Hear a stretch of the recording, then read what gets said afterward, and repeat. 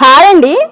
మన తోటలో చక్రాంతం కూర విత్తనాలు చూడండి మొత్తం రెడీ అయిపోయినాయి.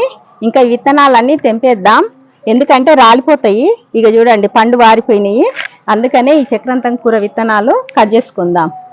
పెద్ద మొక్క అయింది చూడండి కుండీలో. ఇక చూడండి ఒక్క చెట్టుకే ఎన్ని విత్తనాలు చూడండి, వందల కొద్ది విత్తనాలు అన్నమాట. మనం ఎక్కడెక్కడో కొంటుంటాము, ఆన్లైన్లో తెప్పించుకుంటాము, ఎందుకంటే ఇది రేర్ వెరైటీ, ఎక్కడ దొరకదు అనమాట. కానీ మన తోటలో ఒక్క చెట్టు వదిలితే ఇట్లా విత్తనాలు అనేటివి వస్తాయి చూడండి.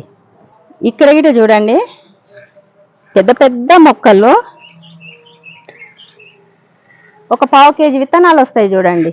ఇంకా ఇక్కడ గిట చూడండి గజ్జలు గజ్జలు చూడండి విత్తనాలు. చూడండి చక్రాంతం కూర విత్తనాలు మంచిగా పావు కేజీ వస్తాయి కదా. ఇట్లా మన తోటలో ఒక రెండు మొక్కలు వదులుకున్నా మన విత్తనము ఇట్లా మన తోటలోనే తీసుకోవచ్చు.